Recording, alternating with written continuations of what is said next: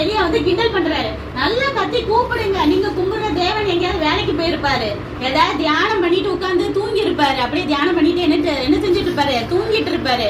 இல்லாட்டி ஒர்க் போன டயர்ல வராம இருப்பாரு. நல்லா கத்தி கூப்பிடுங்க கூப்பிடுங்கன்னு சொல்லி யார் கிண்டல் பண்றா? எலியா கிண்டல் பண்றாரு. உடனே வந்துட்டு இவங்களும் சாயங்காலம் வரைக்கும் கூப்பிட்டு பார்த்தாங்க. அவங்களுக்கு என்ன ஆயிடுச்சு? டயர்ட் ஆயிடுச்சு.